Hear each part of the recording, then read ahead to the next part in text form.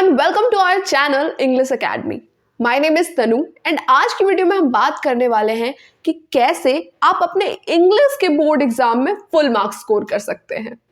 यार, maths and science के exam में फुल मार्क्स स्कोर करना काफ़ी ईजी होता है, बट इंग्लिश के एग्जाम में ये कंपैरेटिवली थोड़ा सा टफ होता है।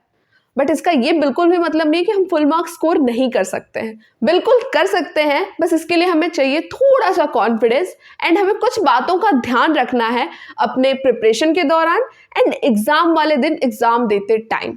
तो इसीलिए मैं आपके लिए लेके आई हूँ आज 5 tips to score full marks in English board exam. The first tip is for reading section. हमारे पेपर की रीडिंग सेक्शन में हमें कुछ अनसीन पैसेज दिए होते हैं एंड इन उन्हीं पैसेज से कुछ क्वेश्चंस पूछे होते हैं। उस पैसेज को पढ़ के हमें उन क्वेश्चंस के आंसर्स देने होते हैं। ये सेक्शन सबसे ज़्यादा स्कोरिंग होता है क्योंकि इनमें हम आसानी से फुल मार्क्स स्कोर कर सकते हैं। इसमें नंबर कटने के चांसेस काफ़ी कम होते हैं। बस हमें इसमें इस चीज़ का ध्यान रखना है, हम पैसेज को पढ़ने में ऐसा ना हो कि काफ़ी ज़्यादा टाइम दे दें एंड बाद में जब हम क्वेश्चन पे आएँ तो हमें फिर भी क्वेश्चन के आंसर्स ना मिले एंड हमें वापस से जाके पैसेज फिर से पढ़ना पड़े। इसके लिए आप ये कर सकते हैं कि आप पहले ही क्वेश्चंस को पढ़ लें एंड उसके बाद पैसेजेस को पढ़ें। जब हम क्वेश्चंस को पहले पढ़ लेते हैं तो वो क्वेश्चंस हमारे माइंड में सेट हो जाते हैं। इसके बाद जब हम वापस से पैसेज को पढ़ रहे होते हैं तो जहां पे भी हमें क्वेश्चंस के आंसर्स मिलते हैं, हमारा माइंड वहां पे हमें रोक देता है एंड इस तरीके से हमारे लिए आंसर्स को फाइंड करना काफ़ी ईजी हो जाता है।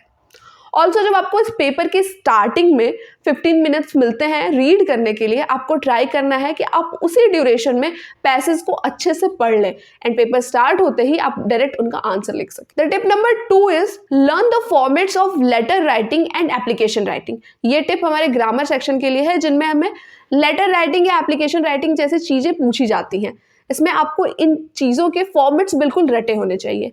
ऐसा इसलिए क्योंकि जब एग्जामिनर आपकी कॉपी चेक करता है तो इन चीज़ों में वो सबसे पहली चीज़ जो देखता है वो होता है इनके फॉर्मेट्स। अगर आपके फॉर्मेट सही है तो कई बार ऐसा होता है कि एग्जामिनर सिर्फ फॉर्मेट देख के आपको पूरे नंबर दे देता है एंड बाकी कोई भी चीज़ चेक नहीं करता है। इसलिए बहुत इंपॉर्टेंट है कि आप इनके फॉर्मेट्स बिल्कुल रट लें। Tip number 3 is read NCERT line by line. Exam में बच्चे अक्सर ऐसा करते हैं कि चैप्टर्स की सिर्फ समरी पढ़ के चले जाते हैं। अगर आप एग्जाम में चैप्टर्स की समरी पढ़ के जाते हैं तो आप पास तो हो जाएंगे, बट बेस्ट स्कोर करना पॉसिबल नहीं है।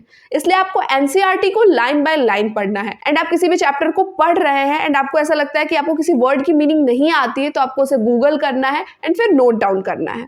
एनसीईआरटी को पढ़ने से आपके 2 फायदे होंगे। एक तो आपकी टेक्स्ट बुक वाली चीज प्रिपेयर हो जाएगी, आपके चैप्टर्स प्रिपेयर हो जाएंगे and the second thing is कि जो रीडिंग वाला सेक्शन होता है, जो पैसेज वाला सेक्शन होता है, उसकी भी आपकी प्रिपरेशन हो जाएगी क्योंकि आपको रीडिंग करने की हैबिट हो जाएगी। इसलिए आपको एनसीईआरटी को जरूर से लाइन बाय लाइन पढ़ना है। इसके अलावा जो हमारे पोएम वाले सेक्शन होते हैं उसमें आप ट्राई करिए कि आप किसी ना किसी टीचर की हेल्प ले लें, क्योंकि पोएम्स हमें डायरेक्टली पढ़ के समझ नहीं आता है। तो आप अगर किसी टीचर की या यूट्यूब की हेल्प लेते हैं तो इससे आपको चीज़ें समझ में आएंगी एंड इसके बाद आप उनके आंसर्स बहुत आसानी से एग्जाम में लिख के आ सकते हैं। Tip number 3 is practice previous year questions and papers. अगर आप इंग्लिश के एग्जाम में फुल मार्क्स स्कोर करना चाहते हैं तो ये सबसे इंपॉर्टेंट स्टेप होगा। उसके लिए हमें previous year questions and papers practice करने हैं, वो भी लिख लिख के।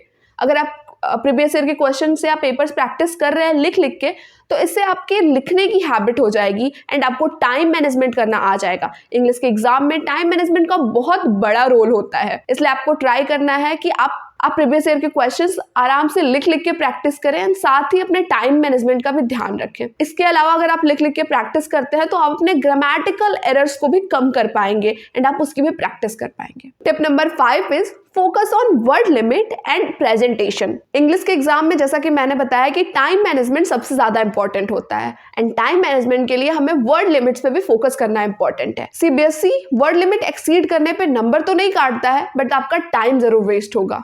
इसलिए अगर किसी भी क्वेश्चन में आपको 200 से 250 वर्ड लिमिट अगर दी हुई है तो आपको ट्राई करना है कि आप 200 से 210 वर्ड्स के बीच में ही रुक जाए। इससे आपके 2 फायदे होंगे।